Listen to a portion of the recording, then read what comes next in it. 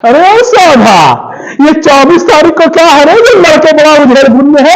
सरदार 24 तारीख को हिंदी का पेपर है, हिंदी का पेपर है। सरदार के कितना इनाम रखा है हमारे लिए? पूरे 70 लाख। सतना 70 लाख। और ये इनाम इसलिए है कि साल भर मेहनत करते करते रगड़ते हुए जब बच्चा तैयार होता है तब जाके 70 नंबर का मुंह देखता है। और ये तीनों लौट आए, कुछ नहीं पढ़े, पढ़ा 3 घंटे में रटवाता हूं सरदार। खुश हुआ, शाबाशी दिया ना। देखिए, नमस्कार दोस्तों, हिंदी का पेपर आपका अपलोड होने जा रहा है। Class 10 full and final last, ये आपका जो है अब नहीं तो कभी नहीं। देखिए, हिंदी का 70 नंबर का पेपर आएगा, 20 नंबर बहुविकल्पी होगा, 1 से लेकर 20 तक रहेंगे। OMR शीट पे आपको गोले को फिलअप कर देना है। जो ऑप्शन आपको सही लगे ABCD में से वो ऑप्शन आप फिलअप कर दीजिएगा। That's it. पहला क्वेश्चन मैं कराने जा रहा हूं, कोई शक? नाउ फर्स्ट क्वेश्चन, बहुविकल्पी प्रश्न खंड आ, रस मीमांसा के लेखक हैं। अब रस मीमांसा के लेखक कौन है? देखिए, रस मीमांसा और चिंतामणि, ये दो का लेखक बहुत पूछता है। रस मीमांसा के लेखक हैं रामचंद्र शुक्ल जी, ये आपका हो गया। रामचंद्र शुक्ल जी रस मीमांसा के लेखक हैं। उसके बाद दूसरा प्रश्न, साकेत किस युग की रचना है? युग पूछेगा, जैसे शुक्ल युग है, द्विवेदी युग है ना, भारतेंदु युग है। युग, जब युग पूछेगा तो ये 4 ऑप्शन आपका वैसे भी रहेगा, भारतेंदु युग, द्विवेदी युग, छायावादी युग, प्रगतिवादी युग। तो साकेत जो है ये द्विवेदी युग का है। ये जो है मैथिली शरण गुप्त ने लिखा था, द्विवेदी युग का है, ध्यान देना, द्विवेदी युग।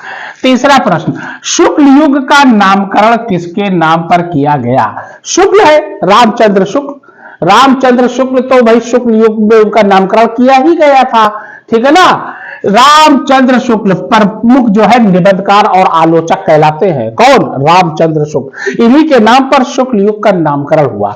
चौथा प्रश्न, चलो चांद पर चले, चलो भैया चांद पर के रचनाकार कौन है? ए ऑप्शन है धर्मवीर भारती, बी है जय प्रकाश भारती, सी है अज्ञे, ये सी है, और डी है मोहन राकेश। तो आप जय प्रकाश भारती पे लगाइएगा, जय प्रकाश भारती ने ही जो है इसकी रचना की थी। किसकी? चलो चांद पर चले। उसके बाद अगला, रामवृक्ष बेनीपुरी किस निबंध के लेखक हैं? इनमें से 4 दिया हुआ है, वट पीपल, पूस की रात, गेहूं और गुलाब, चिंतामणि। तो देखिए, गेहूं और गुलाब जो है रामवृक्ष बेनीपुरी का बहुत बेहतरीन निबंध था। ये पूस की रात तो आप जानते हो प्रेमचंद लिखे थे, चिंतामणि तो आचार्य रामचंद्र शुक्ल जी लिखे थे। तो गेहूं और गुलाब जो है रामवृक्ष बेनीपुरी का ये निबंध है। उपन्यास के कितने तत्व होते हैं? तो उपन्यास के 6 तत्व होते हैं बच्चा। कितने?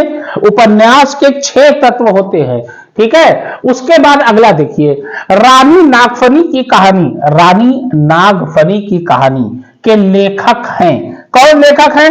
रानी नागफनी, ये आ सकता है इस बार, हरिशंकर परसाई जी। आने का तो चांस पूरा है, ठीक है ना। हरिशंकर परसाई जी जो है ये रानी नागफनी के क्या है? ये लेखक हैं। एक आपका हो गया, पहला किरदार आपका समाप्त हुआ। अब देखिए दूसरा किरदार आ रहा है आपके सामने। 8वां प्रश्न, 8वां प्रश्न है, द्विवेदी युग की कालविधि बताइए। द्विवेदी युग की, द्विवेदी युग कब से कब शुरू हुआ? तो 1900 से लेके सन 1918 के बीच चला। 4 ऑप्शन है, डी वाला ऑप्शन सही है। 1900 से लेके 1918 के बीच द्विवेदी युग चला। राम की शक्ति पूजा, पूरा चांस है। राम की शक्ति पूजा के रचनाकार राम के बारे में बहुत ज्यादा लिखते थे, उनको राम में असीम श्रद्धा थी। किसको? सूर्यकांत त्रिपाठी निराला जी, सूर्यकांत त्रिपाठी निराला जी। महादेवी वर्मा है, सूर्यकांत त्रिपाठी है, जयशंकर प्रसाद है और कोई नहीं। तो सूर्यकांत त्रिपाठी निराला जी जो है ये राम की शक्ति पूजा के रचनाकार थे। तार सप्तक के संपादक, तार सप्तक का ये बहुत पूछता है, तार सप्तक के संपादक कौन थे? सच्चिदानंद हीरानंद वात्स्यायन अज्ञे, इनका पूरा नाम था। और शॉर्टकट में अगर दिया रहेगा यही अज्ञे दिया रहेगा, अज्ञे पे लगा दीजिएगा। कभी कभी पूछता है प्रथम तार सप्तक कब हुआ, द्वितीय कब हुआ या तृतीय कब हुआ? 3 हुए थे। प्रथम 1943, दूसरा 1951 और तीसरा 1959। 8 साल का गैप है, याद कर लो ऐसे। कै साल का गैप है? 8 साल का। 43 8 51, 51 8 59, यानी 8-8 साल का गैप है। पहला 43 में, दूसरा 51 में, तीसरा 59 में। इन तीनों के बीच में 8-8 साल का गैप है, आप जोड़ लीजिएगा। और किसने लिखा है, किसने इसका संपादक किया है? सच्चिदानंद हीरानंद वात्स्यायन अज्ञे। हो गया। उसके बाद 11वां, करुण रस का स्थायी भाव। देखिए, करुण रस और हास रस, दो ही रस आप में है, बस ध्यान देना, कोई और रस नहीं है, और रस आपको पढ़ने की आवश्यकता भी नहीं है। हास रस का हास है और करुण रस का शोक है। शोक मतलब होता है विलाप करना, भाई है ना, दुखी होना, भाई करुण है ना, हो गया। चरण कमल बंदो हरिराई में कौन अलंकार है? ये बहुत पूछता है। चरण कमल बंदो हरिराई में, देखिए चरण को कमल रूपी बताया गया, यानी उपमेय को उपमान के रूप बताया गया है। अब यहाँ उपमेय कौन है, उपमान कौन है, यहाँ पे ये भी सवाल उठता है। उपमेय मतलब जिससे, जिसकी बात की जा रही है, और उपमान मतलब जिससे उसकी तुलना कराई जाए या समानता कराई जाए। उपमेय, अब जैसे हम हैं, अब मेरी तुलना चांद से करा दी गई या समानता करा दी गई, तो हम जो है उपमेय है, और चांद क्या है? उपमान, यानी मेरी समानता चांद से कराई गई। तो उपमेय जिसके बारे में, उपमान जिससे कराई जाए, ध्यान देना। तो चरण कमल बंदो हरिराई, यहां पे हरिराई समझते हो कौन है? ये कृष्ण है। कृष्ण का नाम हरि भी था, कृष्ण का नाम माखन चोर, गोपाल, मोहन, सोहन है, और क्या नाम है, नंदलाला, गोपाला, ये सब कृष्ण के नाम है।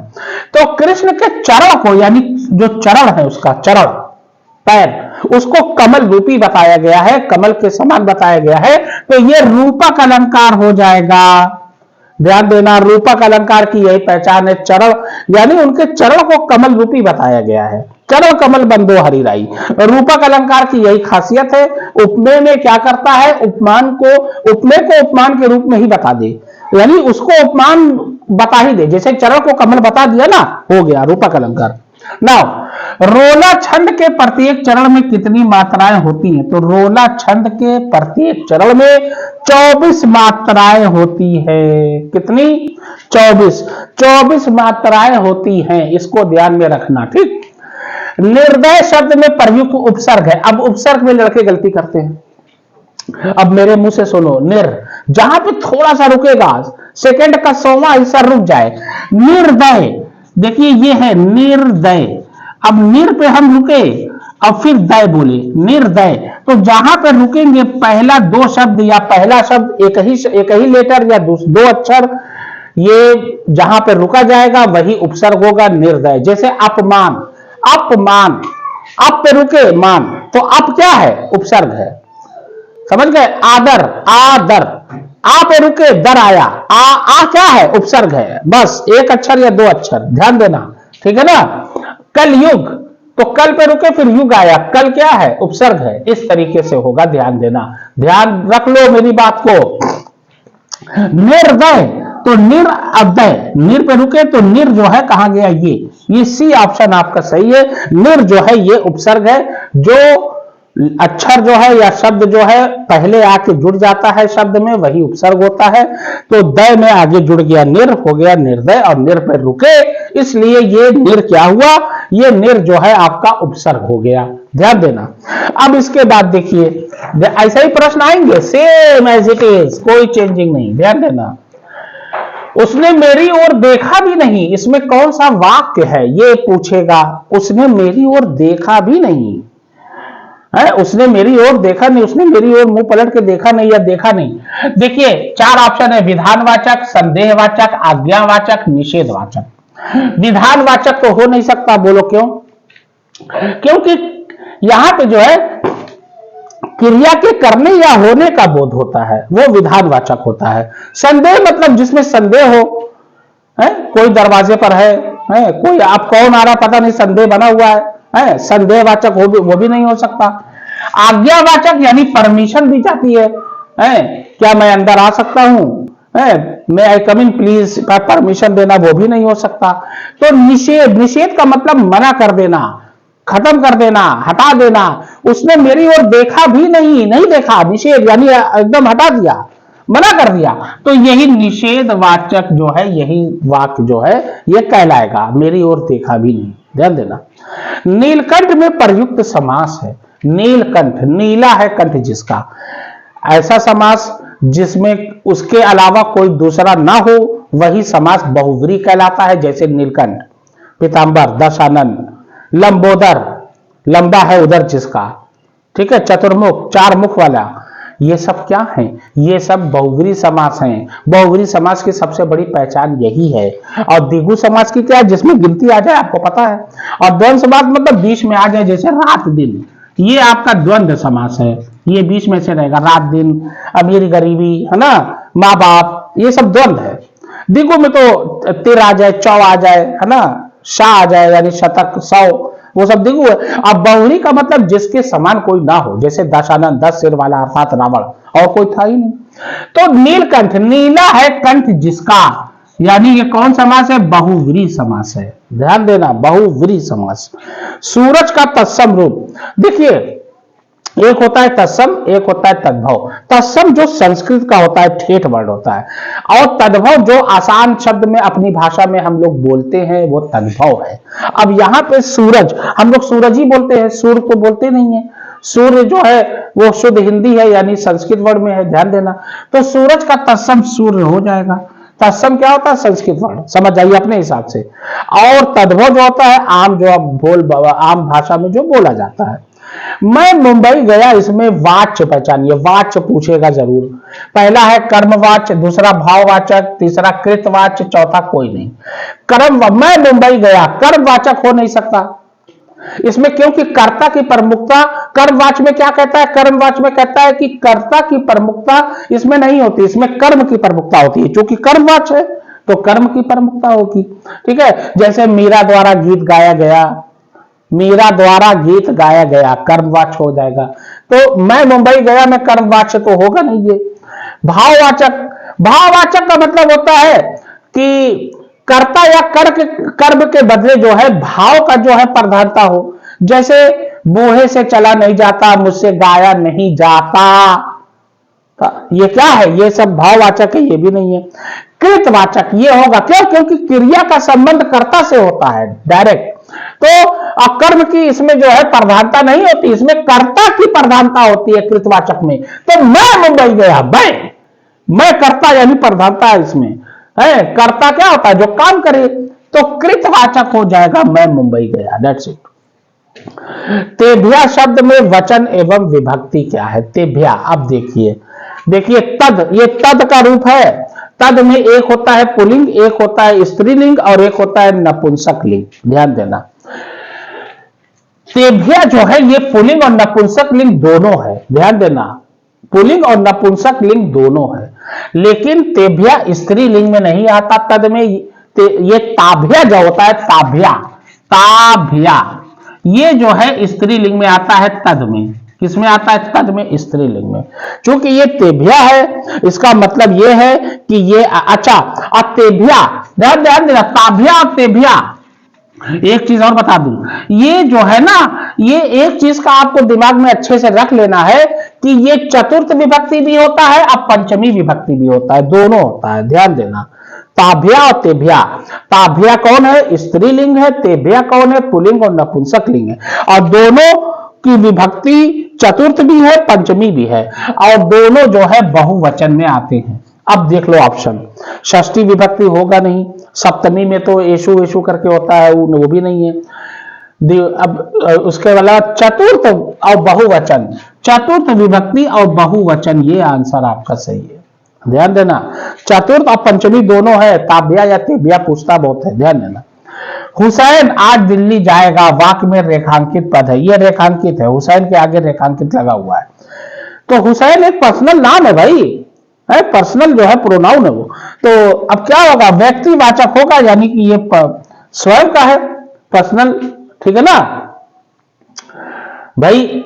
आप जो है पर्सनल नाउन, यानी नाउन, ये जो है नाम बाकायदा बोल गया ना, तो व्यक्तिवाचक। नाम ना बोलता, जैसे कुत्ता बोल देता, शेर बोल देता है, नाम नहीं बोलता, टॉमी नहीं, शेर का नाम, कुत्ते का नाम टॉमी आमतौर से लोग रखते हैं, तो वो जो है जातवाचक हो जाता। लेकिन पर्सनली नाम आ गया, इसलिए ये है व्यक्तिवाचक, यानी व्यक्ति का नाम यहाँ पे है।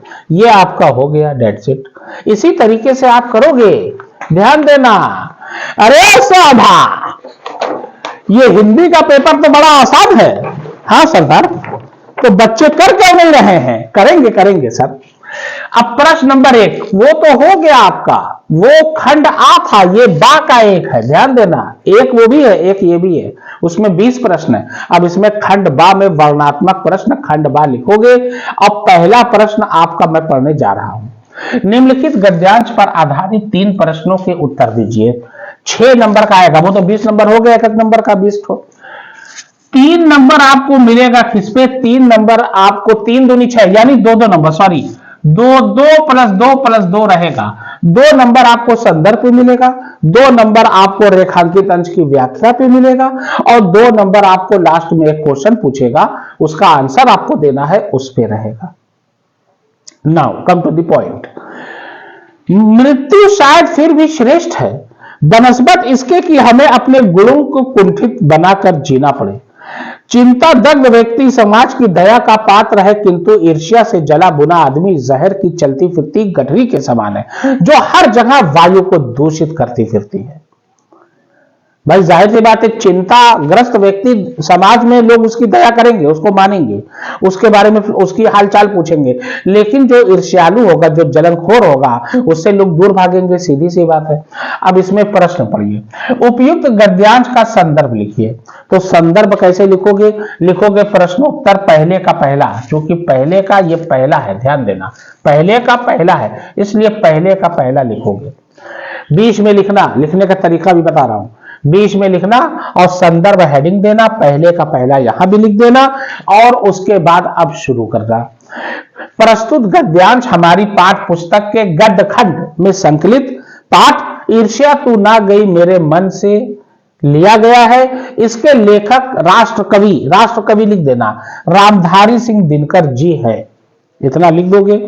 उसके बाद दूसरा है रेखांकित अंश की व्याख्या कीजिए। तो लिखोगे प्रश्नोत्तर पहले का दूसरा, पहले ही चल रहा है, ये है 1 2 3, पहले का दूसरा यहां पे लिख देना, पहले का दूसरा, यहां हेडिंग अर्थ या व्याख्या दे देना, अर्थ या व्याख्या, मैंने अर्थ लिखा है, आप व्याख्या भी लिख सकते हो, ठीक है ना। कैसे लिखोगे? लेखक, अब रेखांकित देखिए, ये है पूरा है रेखांकित।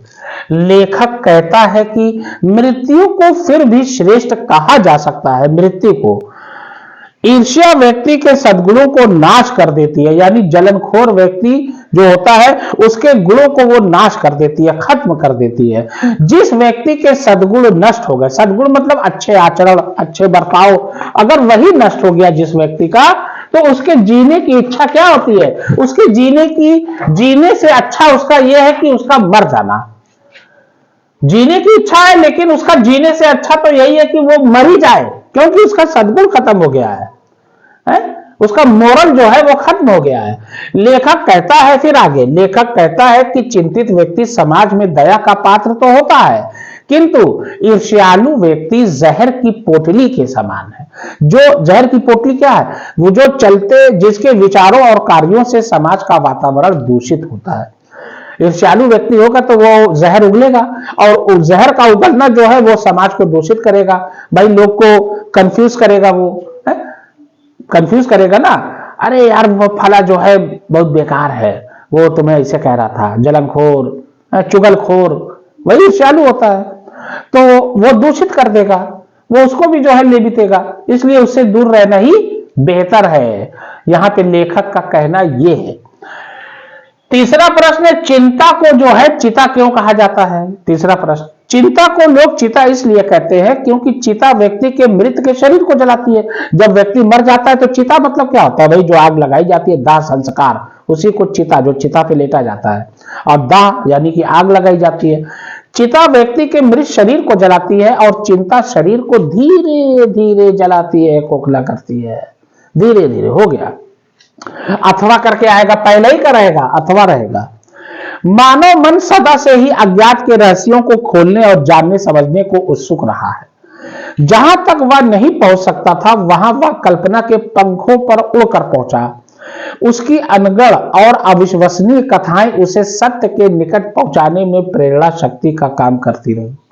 अब सुनिए संदर्भ, लिखोगे प्रश्नोत्तर पहले का पहला, पहले ही है, अथवा करके है ना, चाहे वो लिखिए, चाहे ये लिखिए, चाहे ईर्ष्या तू ना गई मेरे मन से लिखिए, और चाहे आप जो है पानी में चंदा और चांद पर आदमी लिखिए। लिखोगे प्रस्तुत गद्यांश हमारी पाठ्य पुस्तक के गदखंड में संकलित पानी में चंदा और चांद पर आदमी नामक पाठ से लिया गया है। इसके लेखक जयप्रकाश भारती जी हैं। जयप्रकाश भारती जी हैं। उसके बाद प्रश्नोत्तर पहले का दूसरा प्रश्न व्याख्या करना है, यानी आपको जो है रेखांकित अंश की खाली व्याख्या करना है, पूरे की मत करना। जहां तक रेखांकित रहेगा वहीं तक करना, बस पूरे की आपको करने की आवश्यकता नहीं है। लेखक कहता है, अब लेखक क्या कहता है, जैसे गब्बर सिंह सांभा से कहता है, रे सांभा कितनी गोली है। तो लेखक कहता है कि मनुष्य का मन प्राचीन काल से ही नई नई बातों व रहस्यों को जानने के लिए उत्सुक रहा है। सही है, तभी तो मनुष्य इतना आगे बढ़ा, नहीं तो मनुष्य इतना आगे बढ़ता कैसे। मनुष्य नई नई चीजों को जानने का हमेशा इच्छुक रहा, जिज्ञासु। मनुष्य को जिज्ञासु व्यक्ति कहा जाता है। यह भी लिख दीजिएगा कि मनुष्य को जिज्ञासु कहा जाता है, जानने की इच्छा रखने वाला। तो अब जाहिर सी बात है, जहां तक मनुष्य नहीं पहुंच सका है उसने उसे सपनों या कल्पना द्वारा जानने की चेष्टा की है। जानने की जरूर कोशिश की है। कोशिश भी लिख सकते हो या चेष्टा भी लिख सकते हो। मनुष्य सदा से जिज्ञासु रहा है। देखो यहां लिख दिया है, चलो ठीक है, जिज्ञासु यहां है, बस खत्म हो गया आपका भाई, यहीं तक तो है, खत्म। कल्पना के पंखों पर उड़कर पहुंचा भाई, अपनी कल्पना से वहां पर जानने की चेष्टा की और वो जिज्ञासु तो था ही। तीसरा प्रश्न रहेगा, मनुष्य किन रहस्यों को जानने के लिए उत्सुक रहा है। यहां 3 लिखा रहेगा, 1 2 3 मैंने नहीं लिखा है, थोड़ा सा पेपर भाई बहुत ज्यादा हो जाता है लिखने में। मनुष्य किन रहस्यों को जानने के लिए उत्सुक रहा है, तो मनुष्य अज्ञात के रहस्यों को खोलने और जानने के लिए इच्छुक रहा है। अज्ञात के रहस्य यानी जो उसको नहीं पता उसके रहस्य को जानना, मिस्ट्री। मनुष्य को वैसे भी मिस्टीरियस मैन कहा गया है, मिस्ट्री, ठीक है ना। तो रहस्यों को जानने का वो बड़ा उत्सुक रहा है मनुष्य, ध्यान देना। अगला आ रहा है प्रश्न नंबर 2 आपका नहीं, यहां 3 आ गया, 2 इसके बाद है, तो मैं 2 अभी आपको बताऊंगा, ध्यान दीजिएगा। प्रश्न नंबर 3, 2 क्या है, पद है, पद में से जो कविता आती है, जैसे इसमें आया ना भाई, एक पैरा दे दिया, 3 उसी में पद में रहेगा, कविता दे देगा, 3 प्रश्न रहेगा, वो भी आएगा। अभी तीसरा चौथा मैं करके तब उस पे आता हूं, दूसरे पे संस्कृत बता देता हूं। संस्कृत में क्या आएगा, दिए गए संस्कृत गद्यांश में से किसी एक का संदर्भ सहित हिंदी में अनुवाद कीजिए। आपको अनुवाद करना है, दैट्स इट। आपको अर्थ नहीं समझाना है, इसी का ट्रांसलेशन करना है। जैसे इंग्लिश से हिंदी किया जाता है ना, he is a good boy, वाह एक अच्छा लड़का है, बस वही लिख दो, हो गया। तो वही चीज इसमें करना है, ध्यान देना। देखो लेकिन कह रहा है संदर्भ सहित, संदर्भ भी लिखना है आपको। दिए गए संस्कृत गद्यांश में से किसी एक का संदर्भ सहित हिंदी में अनुवाद कीजिए। 2 + 3 यानी आपको 2 नंबर संदर्भ पे मिलेगा और 3 नंबर आपको अनुवाद करने पे मिलेगा। कुल 5 नंबर का ये सवाल रहेगा। कै नंबर का भैया, 5 नंबर का। एषा नगरी भारतीय संस्कृत संस्कृत भाषायाश केंद्र स्थलम अस्ति इत एवं संस्कृत वर्ड में संस्कृतेश आलोका सर्वत्र प्रस्थित। मुगल युवराजा दाराशिको अत्रगत्य भारतीय दर्शन शास्त्राणाम अध्ययनम अकरोत् सा तेषां ज्ञानेन तथा प्रभाविता अभ्यत यत तेन उपनिषदान अनुवादा पारसी भाषायाम कारिता। ये है, आपको अब संदर्भ लिखोगे। प्रस्तुत प्रश्न डालोगे प्रश्नोत्तर 3, ये 3 है ना, तो 3 बीच में डाल देना, काली पेन से डाल देना, ब्लू पेन से लिखना, आप लोग ध्यान देना। प्रस्तुत गद्यांश हमारी पाठ पुस्तक के संस्कृत खंड में संकलित वाराणसी नामक पाठ से लिया गया है। इसमें प्राचीन नगरी वाराणसी के सौंदर्य का वर्णन किया गया है, इतना आप लिख दोगे। इसमें पाठ हो, इसमें जो है लेखक का नाम है ही नहीं संस्कृत में, ध्यान देना। उसके बाद अनुवाद, एषा नगरी भारतीय संस्कृत संस्कृत भाषायाश केंद्र स्थलम अस्ति। केंद्र स्थल यानी केंद्र, सेंटर है। यह नगरी, एषा यह नगरी मतलब नगर, नगरी, यह नगरी भारतीय संस्कृति और संस्कृत भाषा का, भाषायाश मतलब भाषा का, है ना, क्या है, केंद्र स्थल है। अस्ति मतलब है, अस्ति मतलब है, हो गया। इत एवं संस्कृत वाङ्मयस्य संस्कृतेश आलोका सर्वत्र प्रस्थिता। यहीं से संस्कृत साहित्य, यहीं से, इत यहीं, इत मतलब यहीं, यहीं से संस्कृत साहित्य और संस्कृति का प्रकाश चारों ओर फैला है ना। सर्वत्र यानी हर तरफ, चारों ओर, है ना। आलोका यानी प्रकाश, आलोक मतलब प्रकाश, फैला हुआ है। मुगल युवराजा दाराशिको, मुगल युवराज था ना, शाहजहां का बेटा मुगल दारा शिको, वो औरंगजेब का भाई था दारा शिको। मुगल युवराजा दारा शिको अत्रागत भारतीय दर्शन शास्त्राणाम अध्ययनम अकरोत। यानी मुगल युवराज दारा शिको ने यही आकर भारतीय दर्शन शास्त्रों का अध्ययन किया। अध्ययनम अकरोत यानी किया। सातेषाम ज्ञानेन तथा यानी वह ता मतलब सा मतलब वह उनके ज्ञान से इतना प्रभावित हुआ, ज्ञान से इतना प्रभावित हुआ कि उसने क्या किया, उपनिषदाम यानी उसने उपनिषदों का अनुवाद मतलब ट्रांसलेशन है ना, अनुवाद का मतलब ट्रांसलेशन, वही अनुवाद देखिए यहां लिखा हुआ है। अनुवाद किसमें कराया, फारसी भाषा में करवाया। कारिता हो गया, अथवा करके आएगा, दो में से एक करना है आपको। मानव जीवन संस्करणम संस्कृति अस्माकं पूर्वजा मानव जीवन संस्कृत महानतम प्रयत्नम अकुर्वन् तो अस्माकं जीवनस्य संस्करणाय यान आचारान विचारान चा आदर्शयन तत् सर्वम अस्माकं संस्कृति। अब इसका संदर्भ अनुवाद करना है, संदर्भ सहित अनुवाद लिखोगे। प्रस्तुत संस्कृत गद्यांश लिखना, गद्यांश नहीं, संस्कृत गद्यांश। वहां पे देखिए मैंने यहां संस्कृत नहीं डाला है, संस्कृत आप लिख दीजिएगा, प्रस्तुत संस्कृत गद्यांश लिखिएगा क्योंकि संस्कृत है ये। प्रस्तुत संस्कृत गद्यांश हमारी पाठ पुस्तक के संस्कृत खंड में संकलित भारतीय संस्कृति पाठ से लिया गया है। किससे लिया गया है, भारतीय संस्कृति पाठ से लिया गया है। ठीक है, अच्छा अब इसका अनुवाद करना है आपको। मानव जीवन को सजाना और संवारना, मानव जीवन संस्करण संस्कृति ही संस्कृति है। जीवन संस्करणम, मानव मतलब मानव, संस्करण मतलब सजाना संवारना, जीवनस मतलब जीवन को सजाना संवारना ही संस्कृति है, हमारी संस्कृति रही है। मानव जीवन अपने आप को संवारा है खुद ही उसने। अस्माकं पूर्वजा, अब देखिए हमारे, अस्माकं मतलब हमारे पूर्वजों ने मानव जीवन को संवारने के लिए महान प्रयत्न किए थे। महानतम प्रयत्न अकुर्वन् यानी किए थे ना, किए थे। उसके बाद तो अस्माकं जीवन से संस्करणाय, अब उन्होंने हमारे जीवन को सजाने संवारने के लिए यान आचरण, जिन आचरण, चा मतलब और विचारों, आदर्शन तत्सर्वम अस्माकं संस्कृत, विचारों को प्रदर्शित किया था, वह सब हमारी संस्कृति है। वही तो हमारी संस्कृति है, जो आचार विचार हमारे पूर्वजों ने दिया था उसको संवारा था, बस हो गया आपका, दैट्स इट। उसके बाद देखिए अगला आपका आएगा चौथा, दिए गए, अब जैसे उसमें गद्य पद होता है ना हिंदी में, कविता और वो आता है पाठ का, वैसे इसमें होता है गद्य पद।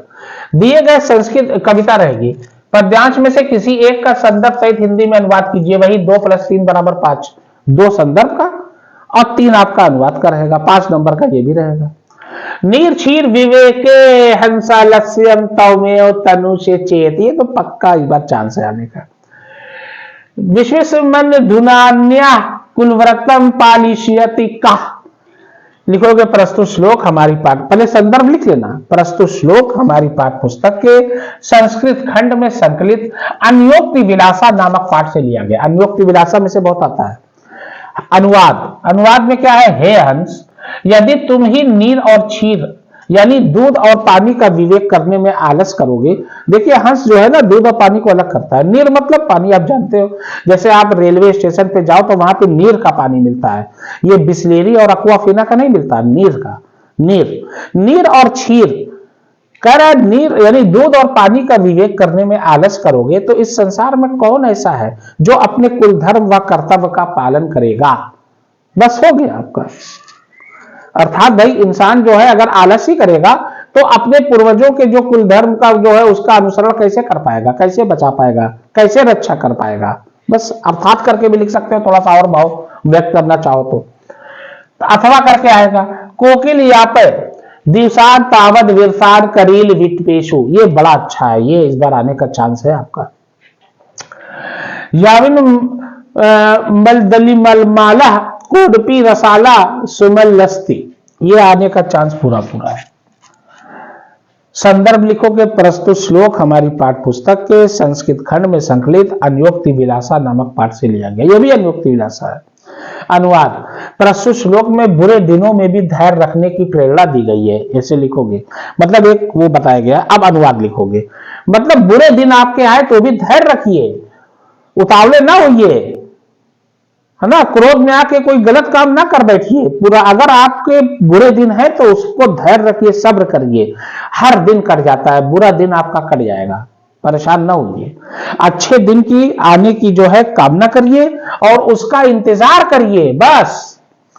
हे कोयल, जब तक भंवरों से युक्त कोई आम का पेड़ लहराने नहीं, देखो कोयल से कह रहा है लेखक, कोयल जो है उतावली, अब कोयल से कह रहा है विवेक रखो, तुम करील के पेड़ पे रहो, जब आम पे भंवरे आ जाएंगे तो आम पे आ जाना, क्योंकि कोयल आम पे आने के लिए आतुर होती है। क्योंकि देखते हो ना, आम के पेड़ को जो काट देती है तो कोपिल बन जाता है, मीठा लगता है, बच्चे बहुत से खाए भी होंगे, आप लोग में से कई लोग खाए भी होंगे कोपिल वाला आम, है ना, गांव में बहुत दिखाई देता है। तो कह रहा है हे कोयल, जब तक भंवरों से युक्त कोई आम का पेड़ लहराने नहीं लगता तब तक तुम अपने नीरस दिनों को किसी भी प्रकार से करील के पेड़ पर ही बिताओ। नीरस दिन मतलब बुरे दिन को करील पे, जैसे होता है ना, जब तक तुम्हारा अच्छा दिन नहीं आ रहा है तुम भैया फटा पुराना कपड़े ही पहन के बिता लो, एक टाइम खाओ एक टाइम ना खाओ। वही मतलब यहां कहने का तात्पर्य यह है कि तुम बिताओ किसी सूरत से करील के पेड़ पे, जब आम के पेड़ पे भंवरे नहीं है तब तक आप बिताओ, दिन को काटो। तो वही कटवा रहा है लेखक, कह रहा है तुम अपनी नीरस दिनों को किसी भी प्रकार से करील के पेड़ पर ही बिताओ। भाव यह है कि जब तक अच्छे दिन नहीं आते तब तक व्यक्ति को अपने बुरे दिनों को किसी ना किसी प्रकार से व्यतीत कर लेना चाहिए, बिता लेना चाहिए। व्यतीत मतलब बिता लेना। ये आपका हो गया। इसी तरीके से आप करोगे बेहतरीन नंबर पाओगे। 70 में 65 से ऊपर तो गब्बर सिंह भी ना रोकिए, मैं थोड़ा सा ध्यान देना बस, ठीक है, बस थोड़ा सा ध्यान देना। गब्बर सिंह अपने आदमियों से कहते बंदूकें फेंक दे वरना भूल डालूंगा भुनवा। अब देखो दूसरा आ गया, वो 3-4 था, पहले के बाद मैं 3-4 पे चला गया, वो गलती से मेरा आ गया था, अब दूसरा है। दिए गए पद्यांश पर आधारित 3 प्रश्नों के उत्तर दीजिए, पर यहां लगा दीजिए। 3 गुणे 2 बराबर 6, यानी 2-2 नंबर का रहेगा। 2 नंबर संदर्भ, 2 नंबर आपका व्याख्या और 2 नंबर का आपका जो है काव्य सौंदर्य वगैरह या प्रश्न पूछेगा उस पर रहेगा, अलंकार वगैरह पूछ लेगा, जो भी पूछेगा। उधव मन ना भय 10-20, एक हुतो सो गयो श्याम संग को और आधे धीस। इंद्री शिथिल भई केशव बिनु जय देहु बिनु शीस, आशा लागी रहती तन श्वासा जीव ही कोटि बहीस। तुम तो सखा श्याम सुंदर के सकल जोग के ईस, सुर हमारे नंद नंदन बिनु और नहीं जगदीश। इसमें गोपियां जो है ना उद्धव से कह रही हैं कि मेरा मन तो चला गया है कृष्ण के साथ मथुरा, अब हम कैसे मन लगाए, मेरा 10-20 मन थोड़ी ना, एक मन था जो मथुरा चला गया कृष्ण के साथ, अब हम अपने काम में कैसे मन को लगाएं, मन तो गया। वही कह रही हैं गोपियां कि अब मैं कैसे मन को हम लोग लगाएं, हम तो भाई उन्हीं की आराधना करते थे कृष्ण की, और मेरा मन उनके साथ चला गया, और 10-20 मन तो है नहीं कि चलो भाई हम एक मन चला गया दूसरे मन से काम चला लें, मन तो एक का होता है। अब देखिए संदर्भ, प्रस्तुत प्रश्नोत्तर दूसरे का पहला लिखोगे, दूसरे का पहला, ध्यान देना, बीच में अच्छे से बढ़िया सा राइटिंग बढ़िया।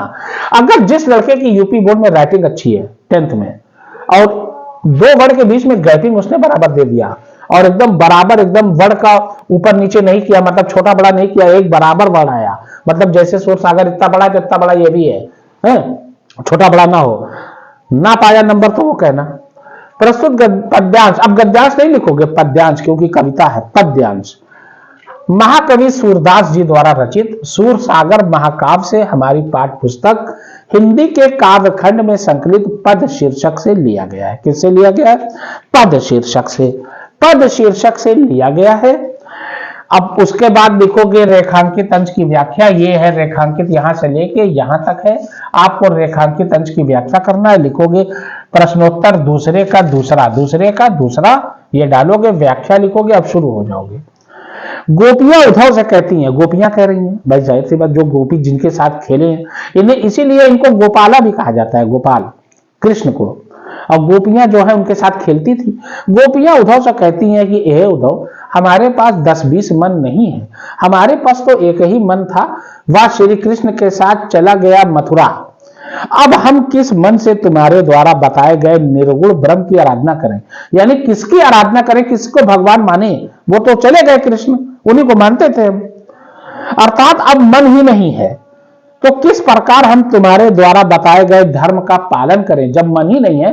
भाई इंसान मन ही से तो सब कुछ लगाता है। लोग कहते हैं ना मन लगाओ पढ़ाई में, मन लगाओ पूजा में, तो मन ही तो लगाना रहता है सब में। जब मन ही नहीं लगाओगे तो पूजा कैसी होगी, पढ़ाई कैसी होगी? और गोपी कह रही है मन तो गया मेरा, अब मैं करूं क्या? सीधी सी बात है, 10-20 मन है नहीं, एक का मन गया मतरा। तो हम कैसे कोई काम करें? भाई काम में मन लगाना पड़ेगा ना, मन तो गए। तो वही कह रही है, तो किस प्रकार हम तुम्हारे द्वारा बताए गए धर्म का पालन करें? अब आगे देखिए, थोड़ा सा ध्यान दीजिए भाई। अब देखिए, श्री कृष्ण के बिना हमारी सारी इंद्रियां, इंद्रियां का मतलब क्या होता है? आंख कान है, आंख है, कान है, और नाक है, जबान है, और चमड़ा है, ये सब इंद्रियां होती हैं, सेंस। श्री कृष्ण के बिना हमारी सारी इंद्रियां उसी प्रकार कमजोर हो गई हैं जिस प्रकार शरीर के बिना सिर बेकार हो जाता है। सिर है, शरीर नहीं है, फायदा क्या है? हमें हमेशा उनके आने की आशा बनी रहती है, मतलब वो आशा में है कि आएंगे कृष्ण। इसी कारण हमारे शरीर में सांसें तो चल रही हैं और हम करोड़ों वर्ष तक जीवित रह सकती हैं। ये गोपियां कह रही हैं, सांसें चल रही है और करोड़ों वर्ष तक जीवित रह सकती हैं उनके इंतजार में कि वो आएंगे, कृष्ण आएंगे। ध्यान देना। अब काव्य सौंदर्य पूछेगा, ये लिखना पड़ेगा, 2 नंबर इसका भी है। काव्य सौंदर्य में देखिए एक बात का ध्यान देना, घुस लो दिमाग में, घुसा लो। सूरदास जी की ब्रज भाषा थी और तुलसीदास की अवधि थी, दिमाग में रख लो। भाषा लिखना ब्रज, काव्य सौंदर्य का मतलब वही भाषा शैली, और अलंकार कौन सा है, रस कौन सा है, बस यही तो है काव्य सौंदर्य। भाषा लिखना ब्रज, शैली लिखना मुक्तक। शैली तो मुक्तक ज्यादातर में है, ज्यादातर कविता में आपको मुक्तक मिलेगा। और गुण जो है माधुर्य है, यानी बहुत मधुर है, और रस श्रृंगार है। गोपियां जहां औरतों का नाम आ जाए वो श्रृंगार में आएगा, ध्यान देना। छंद गे पद तो ज्यादातर में रहता है। अलंकार आपका अनुप्रास अलंकार है, उपमा भी है, श्लेष भी है, तीनों है।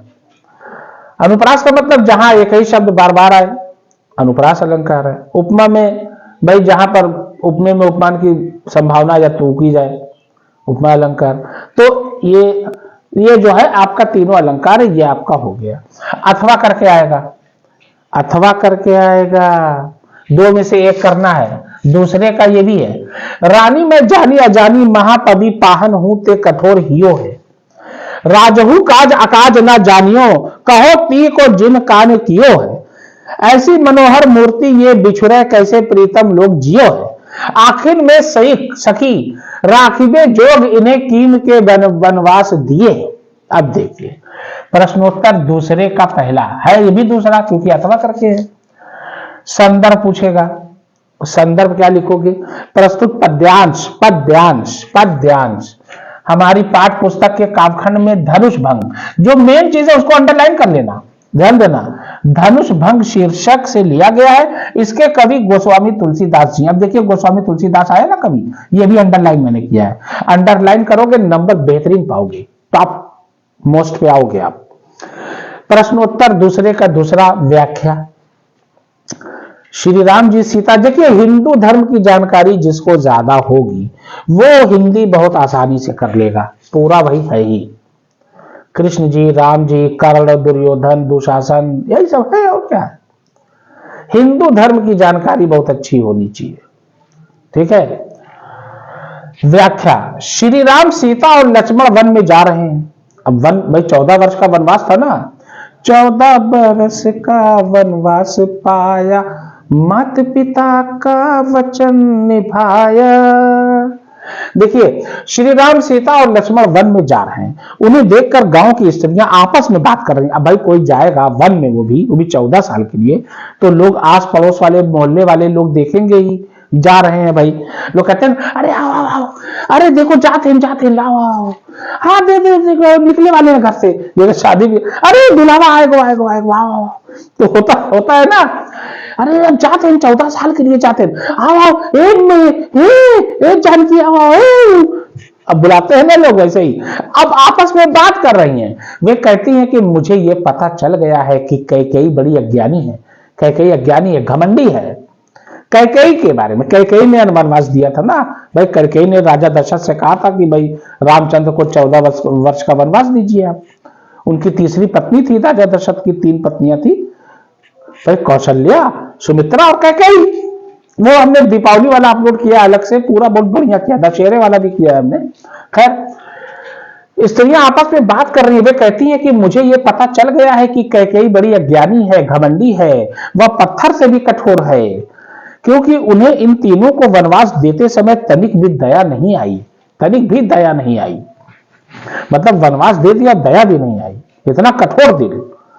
दशरथ को भी बुद्धिहीन समझते हुए, अब दशरथ को भी कहती हैं, कैकेयी तो कह ली कि कैकेयी घमंडी है, पत्थर सा कठोर मन है उसका, दया नहीं आती, ये सब लिख देना। उसके बाद दशरथ को कह रही है बुद्धिहीन। बुद्धिहीन मतलब बिना बुद्धि के, बुद्धि है नहीं, मतलब दशरथ को कहा जा रहा है कि उनको तो अपनी बुद्धि का इस्तेमाल करना चाहिए, उनको रोकना चाहिए वनवास जाने से राम को, वो क्यों अपनी पत्नी की बात में आ गए। कहने का ये मतलब स्त्रियां आपस में बात कर रही हैं वहां अयोध्या में जो स्त्रियां हैं। दशरथ को भी बुद्धिहीन समझते हुए कहती हैं कि उन्हें तो भाई समझना चाहिए ना, देखो ये उचित अनुचित का विचार कर लेना चाहिए, मतलब क्या सही है क्या गलत है, उचित मतलब क्या सही, अनुचित मतलब क्या गलत देना चाहिए। उन्होंने भी पत्नी का ही कहा माना और उन्हें वन भेज दिया। वैसे भी पत्नी का कहना ज्यादा मानते हैं, कहा भाई तुम लोग अभी छोटे है, तो पत्नी का कहना माना और भेज दिया, हो गया आपका। काव्यगत सौंदर्य, प्रश्नोत्तर दूसरे का तीसरा, ध्यान देना। भाषा ब्रज, ब्रज भी है, अवधि भी होती है, ये तुलसीदास का है। शैली मुक्तक हमने कहा था गुण माधुर है। रस श्रृंगार औरतें हैं, श्रृंगार हमने कहा था रहेगा ही। और करुण, करुण भी है थोड़ा भाई, रो रही है ना भाई, 14 वर्ष का वनवास हो रहा है, श्रृंगार और करुण दोनों है। शोक में भी है स्त्रियां वहां की, और लोग रो रहे हैं कि वनवास जा रहे हैं राम जी। छंद सवैया है, अलंकार अनुप्रास है, बार बार आएगा एक शब्द, हो गया। इसके बाद तीसरा चौथा आपका हमने बता दिया संस्कृत है ना, एक गद और एक पद, वो बता दिया अनुवाद वाला, वो आपका क्लियर हो गया। 5वां प्रश्न, कालखंड काव्य के आधार पर तृतीय सर्ग का कथानक संक्षेप में लिखिए। या तो तीसरा है या 5वां है, 2 आएगा, एक करना है आपको, 3 नंबर का रहेगा, देखिए 3 गुणे 1 लिखा है, यानी 1 का करना है। 2 रहेगा कालखंड, 2 प्रश्न रहेंगे, एक ही करिएगा बस, एक ही करिएगा, ऐसे देगा। कालखंड काव्य के आधार पर तृतीय सर्ग का कथानक संक्षेप में लिखिए, और उसी में ये पहला रहेगा, दूसरा रहेगा उसी में, दूसरा रहेगा कालखंड काव्य के आधार पर पंचम वर्ग या चतुर्थ सर्ग का कथानक संक्षेप में लिखिए। 2 रहेंगे, एक आपको करना है, मैं फिर दोहरा रहा हूं बात को, एक ही करना है आपको। कवच, अब तीसरा सर्ग बड़ा इंपॉर्टेंट है, क्या है, कर्ण द्वारा कवच कुंडल दान, कर्ण ने कवच कुंडल दान किया था। कर्ण जो भाई बड़े पुत्र के पास कवच कुंडल होता है, और बड़ा पुत्र कौन था, कर्ण था भाई, कुंती का सबसे बड़ा पुत्र कर्ण तो था।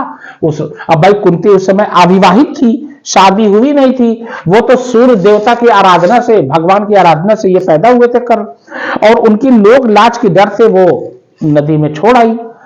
वो तो अधिरथ नाम के जो है वो सूत लोग उठा लिए, उनको पाले, सूत पुत्र कहलाए कर्ण, तो वो अलग चीज है। लेकिन अब तृतीय सर्ग कवच कुंडल दान, अब सुनिए, बहुत ध्यान से सुनना, बड़ा हमको भैया महाभारत, हमको हिंदू धर्म बड़ी रुचि है, मुझे हिंदू धर्म की, मैं अपनी मुंह से बड़ाई नहीं करना चाहता, कुछ भी बता दो, हिंदू धर्म की पूरी मुझे अच्छी नॉलेज में रखा हूं उसको, खैर उससे आपको मतलब नहीं है।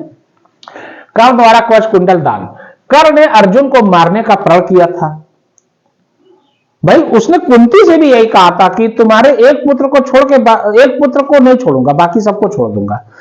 अर्जुन को बोला था कि मैं नहीं छोड़ूंगा, अर्जुन को मार दूंगा मौका मिलेगा तो, बाकी सारे पुत्र को छोड़ दूंगा, ऐसा हुआ भी था। खैर कर्ण ने अर्जुन को मारने का प्रण किया था, और कर्ण की इस भीषण प्रतिज्ञा को सुनकर दुर्योधन को बड़ी खुशी थी। दुर्योधन तो अपोजिट में था, दुर्योधन कौरवों का सबसे बड़ा पुत्र था, कौरव में था। धृतराष्ट्र का सबसे बड़ा पुत्र दुर्योधन था, अब पांडु का सबसे बड़ा पुत्र युधिष्ठिर था आमतौर से, लेकिन कुंती का सबसे बड़ा पुत्र कर्ण था, युधिष्ठिर भी नहीं थे, ठीक है ना। लेकिन कर्ण जो है सूर्य भगवान के आराधना से पैदा हुए थे, कुंती के गर्भ में आए थे। इस भीषण प्रतिज्ञा को सुनकर दुर्योधन को बड़ी खुशी हुई और युधिष्ठिर सबसे बड़े पुत्र पांडु में, हमने बताया ना कुंती के 5 पुत्र थे, सुन लो, युधिष्ठिर, भीम, अर्जुन, नकुल, सहदेव, लेकिन एक और था कर्ण, जिसको छोड़ दी थी ना बचपन में, अब कर्ण को भी नहीं पता, वो तो बाद में पता चलता है। खैर, क्योंकि वह अब जाहिर से अब कर्ण की प्रण को सुनकर देवराज इंद्र भी चिंतित थे, क्योंकि देवराज इंद्र के पुत्र अर्जुन थे और कर्ण किसका पुत्र था? सूर्य भगवान का। अब सुनिए, बड़ा मजेदार है। उन्होंने अर्जुन को बचाने के लिए कर्ण से कवच और कुंडल दान में मांगने का निश्चय किया। अब वो दान में मांगना चाह रहे हैं, भेष बदल के। अब सुनिए, वे जानते थे कि कर्ण से कुछ भी अगर दान में मांगा जाए तो वह इनकार नहीं कर सकता। कर्ण बड़ा दानवीर था, यह भी आ सकता है। कर्ण काव्य के आधार पर कर्ण का चरित्र चित्रण कीजिए तो कर्ण वही मेन नायक वही है। अगर बोलेगा कर्ण काव्य के आधार पर इस कर्ण काव्य के आधार पर नायक का चित्रण कीजिए तो नायक कौन? भाई कर्ण है, उसी के नाम पे कर्ण काव्य पड़ा है। खैर, तो इंद्र जो है षड्यंत्र रचते हैं। देखिए महिमा, देखिए इंद्र सोचते हैं कैसे भी कवच कुंडल इससे मिल जाए, नहीं तो जिसके पास कवच कुंडल रहेगा उसकी मृत्यु नहीं हो सकती। यह भी सत्य है, यह सच्चाई थी। और कवच कुंडल अगर कर्ण के पास है तो कर्ण की मौत नहीं हो सकती। और कर्ण ने अर्जुन को मारने का प्रण कर लिया था। और इंद्र के बेटे अर्जुन थे कुंती पांडु के, लेकिन इंद्र की आराधना से पैदा हुए थे, इसलिए इंद्र के पुत्र थे। तो अब इंद्र गए भेष बदल के भैया, उन्होंने भी अपने अब सुनिए, अब चूंकि कर्ण बड़ा महादानवीर था, जो भी आता था उसको दान में दे देता था, कुछ भी मांग लो। इसीलिए उसको कृष्ण ने महादानी कहा है, सबसे बड़ा दानी, संसार का सबसे बड़ा दानी था, ध्यान देना। अच्छा, क्योंकि वो महादानवीर था।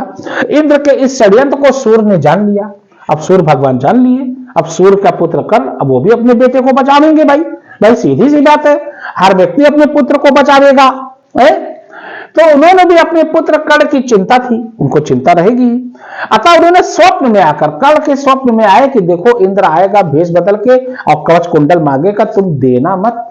अगर तुम कवच कुंडल दे दोगे तो तुम्हारी मृत्यु निश्चित है। और ये बाकायदा स्वप्न में आए सूर्य भगवान, और उधर इंद्र दाढ़ी उड़ी बना चुके हैं, आ रहे हैं।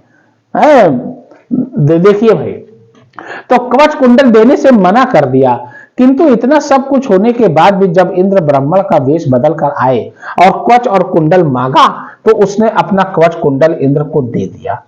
पहले थोड़ा सा हिचकिचाया लेकिन फिर दे दिया। और उधर जो है ये सूर्य भगवान को अपने पुत्र कर्ण की चिंता थी। वो स्वप्न में आए, अब बताए कि मत देना, और ये दे भी दिए। दानवीर था ना, दे दिए भाई। अब ये जानते हुए भी कि इसके देने से उसकी मौत हो सकती है, जानता था तब भी दे दिया। सुन लीजिए, इतना बड़ा दानवीर।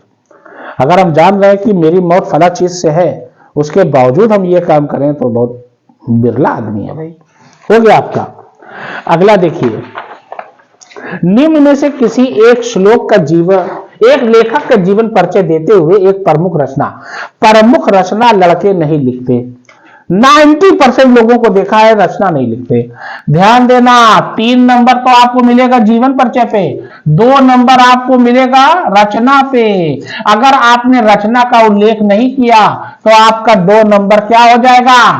कट्टम कुट्टा। 6वां प्रश्न है, सुन लीजिए। रामचंद्र शुक्ल, जयशंकर प्रसाद, रामधारी सिंह दिनकर। कैसे लिखोगे देख लो, बेहतरीन अंदाज में लिखा है आपके लिए, सिर्फ आपके लिए लाया हूं, आपके लिए जो है परोसा गया है ये सब क्वेश्चन। लिखोगे प्रश्न नंबर 6वें का पहला है तो पहला डालोगे, दूसरा अगर देखो 3 में से एक ही करना है आपको। दूसरा अगर लिखोगे तो दूसरा लिखना, तीसरा अगर आप लिखोगे रामधारी सिंह दिनकर के बारे में तो यहां तीसरा लिखना। ध्यान देना, बहुत अच्छे से ध्यान देना भैया, ठीक है। अगोना, पहले कोटेशन, इंप्रेस कर दो टीचर को। देखेगा कोटेशन, मारेगा 5 में 5, लेकिन रचना लिख देना। रचना लड़के नहीं लिखते हैं, वही गलती होती है सबसे बड़ी। अगोना ग्राम में जन्मे शुक्ल जी प्रख्यात निबंधकार कहलाते हैं। मैंने तो शॉर्ट में बहुत सी वीडियो डाला इनके बारे में। प्रख्यात निबंधकार कहलाते हैं। चंद्रबली था पिता का नाम, महान आलोचक कहलाते हैं। ये कोटेशन लिख के उसके बाद जन्म 1884 ईस्वी, खाने में बढ़िया सा। जन्म स्थान बस्ती जिले के अगोना ग्राम। पिता का नाम चंद्रबली शुक्ल। शिक्षा इंटरमीडिएट तक आते आते पढ़ाई छूट गई थी ना। भाषा सरल एवं व्यवहारिक, शैली वर्णनात्मक। पहचान प्रमुख निबंधकार थे, निबंधकार तो सबसे बड़े थे। पहचान इनकी निबंधकार और आलोचक के रूप में की जाती है, इसीलिए देखिए ऊपर लिखा हुआ है प्रख्यात निबंधकार कहलाते हैं, महान आलोचक कहलाते हैं, दोनों यहां कोटेशन में है।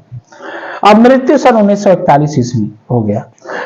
अब जीवन परिचय आप 4-6 लाइन का लिख दीजिएगा। उसके नीचे देखिए जगह नहीं तो मैंने यहां लिख दिया है, यह प्रमुख रचना उसके नीचे लिखोगे। रचना जरूर लिखिएगा, बार बार मैं कह रहा हूं, नहीं नंबर जाएगा, मैं बता दे रहा हूं, 2 नंबर आपका जाएगा। इसीलिए यहां लिखा हुआ है 3+2 यानी 3 नंबर इस पे पर जीवन परिचय पे, 2 नंबर रचना पे आपका अलग से है।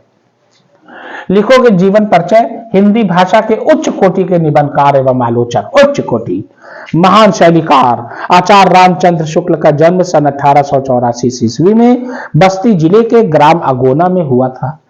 अगोना ग्राम तो पहले में दिया हुआ है यहाँ पे। पिता का नाम चंद्रबली शुक्ल था। इंटरमीडिएट में आते ही इनकी पढ़ाई छूट गई, सरकारी नौकरी करने लगे और अपने स्वाभिमान के कारण उन्होंने नौकरी को छोड़ दिया। मतलब अपना स्वाभिमान के कारण छोड़ा, मतलब इतने खुददार थे, कुछ लड़ाई झगड़ा हुआ होगा या कोई बात हुई होगी तभी तो छोड़ा उन्होंने, स्वाभिमान के खातिर। और मिर्जापुर के मिशन स्कूल में चित्रकला के अध्यापक हो गए और इन्होंने संपादक भी किया, ये भी लिख सकते हो। अंत में काशी विश्वविद्यालय में हिंदी के विभाग अध्यक्ष हुए। इनका निधन सन 1941 ईस्वी में हो गया। ये सामने लिख दोगे टीचर खुद ही इंप्रेस हो जाएगा, और 4-6 लाइन 8 लाइन लिख देना। अब रचना जरूर लिखना। एक रचना बोला है प्रमुख रचना का, तो प्रमुख रचना चिंतामणि ले लीजिए आप। एक देखिए लिखा हुआ एक प्रमुख रचना चिंतामणि, रस मीमांसा उन्हीं का तो है सब। चिंतामणि में लिखोगे सन 1939 ईस्वी में प्रकाशित आचार्य राम, इसके नीचे लिखना, ये जरूर लिखना, फिर मैं कह रहा हूं नंबर जाएगा 2 नंबर अगर नहीं लिखे तो। सन 1939 ईस्वी में प्रकाशित आचार्य रामचंद्र शुक्ल द्वारा रचित हिंदी का निबंधात्मक समालोचक ग्रंथ है कौन? यही चिंतामणि। चिंतामणि के बारे में बता रहा हूं, एक का लिखना है, एक का उल्लेख कर रहा हूं। चिंतामणि के प्रमुख निबंध है भाव या मानविकार है, मनोविकार, उत्साह, श्रद्धा और भक्ति, करुणा, लज्जा और ग्लानि, घृणा, ईर्ष्या, भय तथा क्रोध। बस इतना लिख देना, हो गया आपका, ये आपका कंप्लीट हुआ। उसके बाद आइए अगले पे देखा जाए क्या आ रहा है। जयशंकर प्रसाद जी आ गए। जयशंकर काशी में जन्मे, बढ़ा दिया हिंदी का मान, महान नाटक कर बन गए लिखकर ध्रुव स्वामी महान। ये कोटेशन आपका आ गया भैया। इंप्रेस, टीचर को इंप्रेस करिए। नाम जयशंकर प्रसाद, जन्म 1889 ईस्वी, जन्म स्थान काशी, पिता का नाम देवी प्रसाद, शिक्षा अंग्रेजी, फारसी, उर्दू, संस्कृत, भाषा विचारात्मक, मृत्यु 15 नवंबर सन 1937। उसके बाद जीवन परिचय में आप लिख देना कि भाई इनका जन्म जो है सन 1889 ईस्वी में काशी में हुआ था। इनके पिता का नाम देवी प्रसाद था। इन्होंने अंग्रेजी, फारसी, उर्दू, संस्कृत स्वयं शिक्षा अर्जित की थी, स्वयं से किए थे। भाषा इनकी विचारात्मक थी। और इन्होंने जो है, अब सुनिए, यहां लिखोगे नाटक में लिख देना, इन्होंने चंद्रगुप्त, स्कंदगुप्त, अजात शत्रु, ध्रुव स्वामी नाटक लिखे। काव्य में आंसू कामैनी लिखा, कहानी में आंधी इंद्रजाल लिखा, और उपन्यास में तितली, इरावती और कंकाल लिखे। और ये एक महान जो है नाटककार कहलाए। इनकी मृत्यु सन 15 नवंबर सन 1937 को हो गई। इतना लिख लोगे जीवन परिचय। मैंने खाली शॉर्ट में लिखा है क्योंकि मैं प्रमुख रचना पे ध्यान दे रहा हूं। प्रमुख रचना लड़के भूल जाते हैं, अब प्रमुख रचना लिखना ही लिखना है माय डियर। अब ध्रुव स्वामी के बारे में बता रहा हूं, यहां मैंने लिख भी दिया, ध्रुव स्वामी महान। ध्रुव स्वामी क्या था? यह नाटक गुप्त काल का था। चंद्रगुप्त, विक्रमादित्य, एक मौर्य वंश था, एक गुप्त वंश था, आपको पता होगा, स्वर्ण काल कहा जाता है उस समय भारत का। यह नाटक गुप्त काल की पृष्ठभूमि पर आधारित है। यह नाटक नारी की मन की व्यथा को प्रकट करता है। यह नाटक 3 अंकों में रचित किया गया है। यह नाटक जयशंकर प्रसाद की अंतिम कृति है थी। और यह नाटक इतिहास और वर्तमान की समस्याओं का मिश्रण है, यानी आज और पहले की समस्या का मिश्रण है, मिक्स किया हुआ है। ये लिखोगे, बहुत लड़के मालूम ही नहीं होगा, सही बता रहा हूं। नहीं लिखोगे नंबर जाएगा, फिर मैं कह रहा हूं। उसके बाद रामधारी सिंह दिनकर जी आ गए। बिहार राज्य के मुंगेर जिले में जन्मे रामधारी सिंह दिनकर जी पिता का नाम रवि सिंह था, राष्ट्र कवि कहलाए जी। ये कोटेशन इंप्रेस। नाम रामधारी सिंह दिनकर, पिता का नाम श्री रवि सिंह, माता का नाम श्रीमती मनरूप देवी, शिक्षा बीए, जन्म स्थान बिहार का मुंगेर जिला, मृत्यु 24 अप्रैल सन 1974, शैली भावात्मक समीक्षात्मक, जन्म यहां लिख देना, माता के नाम के बाद मैं जन्म भूल गया था, नीचे लिखा हूं, मृत्यु यहीं पे ठीक है, जन्म है 1908, यहां लिख देना माता के नाम के नीचे इस ईस्वी। उसके बाद जीवन परिचय तो आप जानते ही हो, इनका जन्म जो है 24 अप्रैल सन 1908 को हुआ था। इनके पिता का नाम श्री रवि सिंह था, इनकी माता का नाम मनरूप देवी था। इन्होंने जो है ये बिहार के मुंगेर जिले में पैदा हुए, बीए की शिक्षा ग्रहण की, और जो है इनकी शैली जो है भावात्मक और समीक्षात्मक थी, है ना, ये सब लिखोगे। इनका निबंध संग्रह में मिट्टी की ओर रेती के फूल बड़ा प्रसिद्ध था, ये था। संस्कृत ग्रंथ में इनका संस्कृत के 4 अध्याय लिखा था, और काव्य ग्रंथ में इनका प्रमुख था रेणुका, हुंकार, कुरुक्षेत्र, उर्वशी और रश्मि रथी। ये है, ये इतना जीवन परिचय में डाल दोगे पूरा, वही चीज, यही चीजें तो है, 8-10 लाइन में लिख दो, ये लिख दो, बस मिला के काम खत्म। प्रमुख रचना जरूर लिखना, फिर मैं कह रहा हूं 2 नंबर कुरुक्षेत्र के बारे में मैं लिखा हूं, कोई भी एक रचना बोला है ना तो एक लिख देना। इसका प्रकाशन सन 1946 ईस्वी में हुआ था, ऐसे लिखोगे। ये 7 सर्गों में है। यह विचारात्मक एवं समस्या प्रधान काव्य है। महाभारत की युद्ध की समस्या को वर्तमान से जोड़ा गया है, जैसे जयशंकर प्रसाद ने जोड़ा है, इसे इन्होंने जोड़ा है। काम खत्म, ध्यान देना बस। अब देखिए प्रश्न नंबर 6 खा, किसी एक का जीवन परिचय। अब कवि में ना, वो तो वो था लेखक थे, अब कवि। महाकवि सूरदास के बारे में। सूरदास और तुलसीदास में से एक तो आपका आ ही रहा है भैया, आराम करिए, करना क्या है। 3+2 फिर, यानी 3 नंबर जीवन परिचय पे, 2 नंबर प्रमुख रचना पे। रचना भूल जाते हैं लड़के, फिर मैं कह रहा हूं, बार बार कहूंगा मैं। महाकवि सूरदास, पहले हेडिंग दोगे। प्रश्नोत्तर 6वें का खा का पहला है तो पहला डालना। रामदास सूरदास जन्म रुनकता में पाया, गुरु बल्लभ उपदेश ग्रहण कर कृष्ण भक्ति सागर लहराया, सागर लहरी सारावली रह छिंदी का सम्मान बढ़ाया। ये लिखना जरूरी है, इंप्रेस। नाम सूरदास, जन्म 1478 ईस्वी, जन्म स्थान रुनकता, पिता का नाम रामदास, गुरु बल्लभाचार्य, काव्य कृतियां सूरसागर, लहरी और सरावली, ये ऊपर लिखा हुआ है। मृत्यु 1583 ईस्वी। जीवन परिचय इसी के आधार पर लिख दोगे। रचना, मैं रचना पे ध्यान दे रहा हूं भैया। सूरसागर उठा रहा हूं, 3 है, 3 में से कोई एक उठा लेना। सूरसागर मैंने उठा लिया क्योंकि आपकी बुक में सूरसागर से ही है, उसमें कृष्ण की बाल लीलाओं का वर्णन है, पूरा है, मथुरा चले जाते हैं, सब है उधर, मैया मैं नहीं माखन चुरायूं वगैरह सब है। यह एक गीत काव्य है, इसमें कृष्ण की बाल लीलाओं, गोपी प्रेम, गोपी विरह, यानी गोपी से अलग होना, मथुरा चले गए थे, विरह, गोपी प्रेम, गोपी से प्रेम भी था उनको, राधे उनकी में वो थी, है ना। गोपी प्रेम, गोपी विरह, उद्धव गोपी संवाद का बड़ा सरस वर्णन है। उद्धव गोपी का संवाद होता है ना, उद्धव मन ना भय 10-20 बताए थे ना, वही उद्धव गोपी का संवाद उसी को कहा जाता है, बातचीत का। बस हो गया आपका। उसके बाद तुलसीदास, पिता आत्माराम दुबे हुलसी जिनकी माता थी, राजापुर के कवि तुलसी थे मन में भक्ति राम की थी। नाम गोस्वामी तुलसीदास, जन्म 1532 ईस्वी, जन्म स्थान राजापुर, मृत्यु 1623 ईस्वी, मृत्यु स्थान काशी। महाकाव्य रामचरित मानस। जीवन परिचय दोगे। रचना है रामचरित मानस, जीवन परिचय में आप लिख देना। इनका जन्म जो है 1532 ईस्वी में राजापुर नामक गांव में हुआ था, ठीक है ना। इन्होंने रामचरित मानस लिख के, महाकाव्य लिख के ख्याति प्राप्त की और बहुत बड़े कवि बने। और उसके बाद जो है इन्होंने जो है बहुत से काव्य संग्रह लिखे। इनकी मृत्यु सन 1623 ईस्वी में हो गई, बस खत्म। और क्या, काशी में। रचनाएं, रामचरित मानस उठा रहा हूं भैया, रचनाएं एक लिखनी पड़ेगी। इस विश्व प्रसिद्ध ग्रंथ में मर्यादा पुरुषोत्तम श्री राम के संपूर्ण जीवन के चरित्र का वर्णन किया गया, पूरे जीवन का। बस इतना लिख दोगे, एक आध लाइन बढ़ाना है तो बढ़ा दो, नहीं तो इतना लिख दो, दैट्स इट, हो गया आपका। अगला देखिए, महादेवी वर्मा आ रही है भाई। 3 में से एक ही करना है आपको, 3 गद्य में से एक, लेखक में से एक करना है, और 3 पद में से एक, कवि में से कोई एक करना है, बस ध्यान देना। महादेवी वर्मा, पिता गोविंद सहाय वर्मा, हेमरानी जिनकी माता थी, फर्रुखाबाद में जन्मी वर्मा जी गीतात्मक भाव रखती थी, गीतात्मक भाव रखती थी ये, गीत वगैरह खूब। नाम महादेवी वर्मा, जन्म वर्ष सन 1907 ईस्वी, जन्म स्थान फर्रुखाबाद उत्तर प्रदेश, माता का नाम हेमरानी, पिता का नाम गोविंद सहाय वर्मा, प्रारंभिक शिक्षा इंदौर, उच्च शिक्षा प्रयाग, कृतियां रश्मि नीरजा दीपशिखा, मृत्यु 11 सितंबर सन 1987। जीवन परिचय इसी के आधार पर तो आप जानते ही हो। महादेवी वर्मा का जन्म जो है सन 1907 में फर्रुखाबाद के उत्तर प्रदेश के फर्रुखाबाद जिले में हुआ था। इनकी माता का नाम हेमरानी था, इनके पिता का नाम गोविंद सहाय वर्मा था। प्रारंभिक शिक्षा इनकी इंदौर में हुई और उच्च शिक्षा इन्होंने इलाहाबाद प्रयाग से हासिल की। और इनकी प्रमुख कृतियों में रश्मि नीरजा दीपशिखा प्रमुख है और इनकी मृत्यु 11 सितंबर 1987 को हो गई। उससे पहले ये प्रयाग विश्वविद्यालय की विभाग अध्यक्ष थी। बस ये भी लिख सकते हो गया।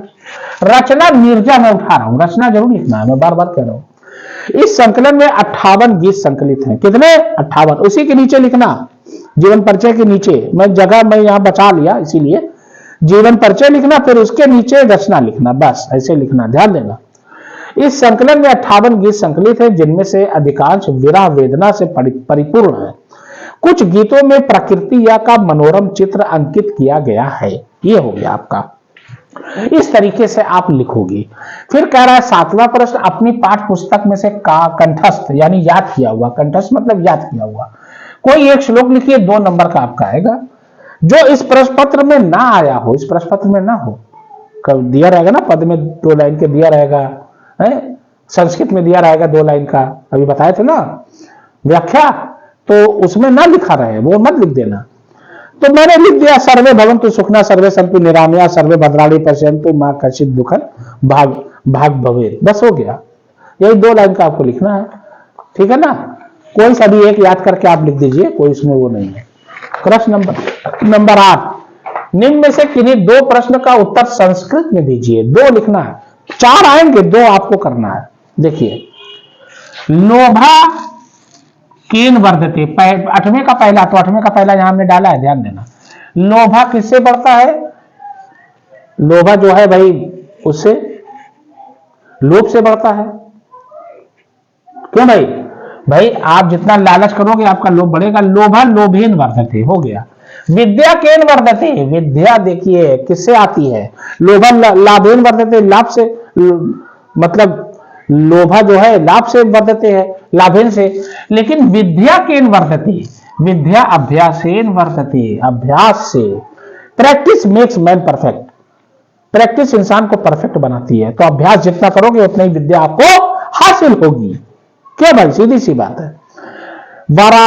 वाराणसी कस्या भाषाया केंद्रम अस्ति, ये तो हमने अब उसमें बताया है। वाराणसी तो संस्कृत भाषा का केंद्र स्थली है, तो वाराणसी संस्कृत भाषाया केंद्रम अस्ति, बस खत्म। अस्ति मतलब है। चौथा प्रश्न 8वें का तीसरा ये था, देख लीजिए 8वें का तीसरा, ये 8वें का तीसरा। 8वें का चौथा है भारतीय संस्कृति की दर्शी वर्तते, तो 8वें का चौथा ये, भारतीय संस्कृति सदा गतिशीला वर्तते, हमेशा बढ़ती जाती है, गतिशील रहती है, आगे बढ़ती रहती है। प्रश्न नंबर 9, निबंध, निम्न में से किसी एक पर निबंध लिखिए। देखिए निबंध में आपका जो है हेडिंग सिनॉप्सिस अच्छी डालना।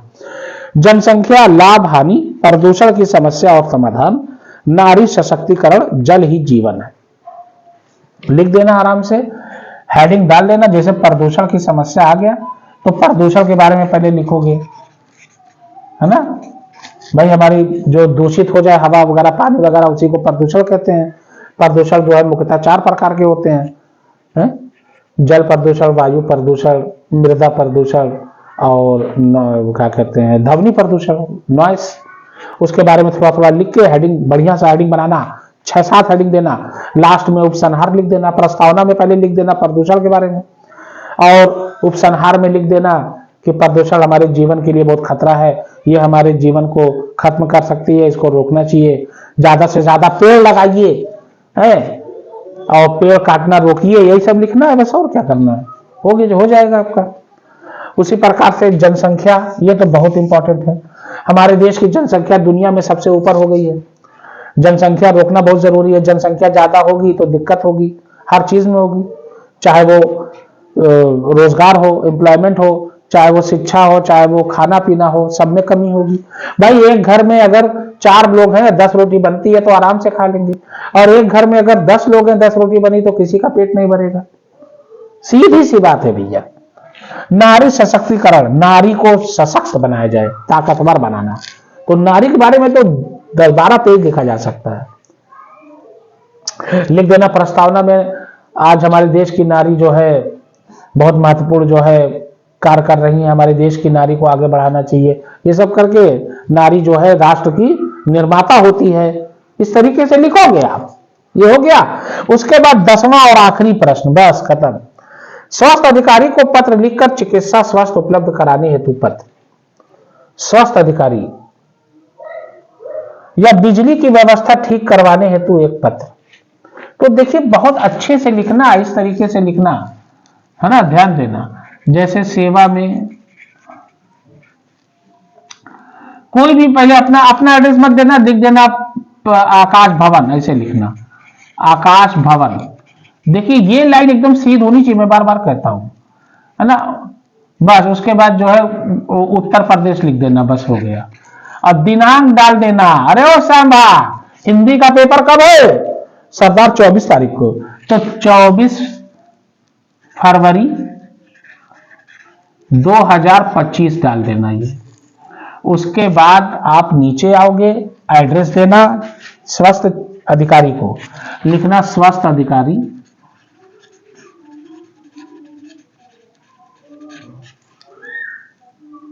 उत्तर प्रदेश लिख देना, बस खत्म। ये लाइन एकदम सीधी होनी चाहिए, आगे पीछे मत करना। उसके बाद एक लाइन छोड़ के लिखना महोदय, नहीं विषय लिखना, सॉरी विषय। विषय में क्या लिखोगे? यही जो है, स्वास्थ्य अधिकारी को पत्र लिखकर चिकित्सा स्वास्थ्य उपलब्ध कराने हेतु पत्र। तो लिखना चिकित्सा स्वास्थ्य उपलब्ध कराने हेतु चिकित्सा अधिकारी को एक पत्र, ऐसे लिखोगे। चिकित्सा व्यवस्था उपलब्ध कराने हेतु स्वास्थ्य अधिकारी को एक पत्र, ये विषय में लिखोगे। उसके बाद फिर नीचे पूरा ये सीधी में आना चाहिए, बस काम खत्म। नाम मत देना, ध्यान देना। या बिजली की व्यवस्था ठीक करवाने हेतु एक पत्र, दो में से एक करना है आपको। तो बिजली वाला लिख देना, बिजली वाला डाल देना, कोई भी एड्रेस नीचे डाल देना, बिजली विभाग जौनपुर या उत्तर प्रदेश, ऐसे ही लिख देना। वो आपकी बुक में तो ये एकदम सीधी लाइन होनी चाहिए, मैं बार बार कहता हूं, खत्म। बहुत अच्छे से करना, राइटिंग अच्छी बनाना बेटा, पेन अच्छी रखना, चली हुई रनिंग वे में पेन होनी चाहिए, 4 ब्लू और 2 ब्लैक रख लो, अच्छी बात है। खूब बढ़िया सा एकदम राइटिंग बना के सजा दो, इंप्रेस कर दो, बस देखिए मजा आ जाएगा। That's it. मेरी वीडियो कैसी लगी प्लीज लाइक करिए, सब्सक्राइब करिए, फॉलो करिए। शुभ रात्रि, शब्बा खैर, धन्यवाद। And wish you a very very good luck for Hindi paper. कब? 24 फरवरी 2025 के लिए।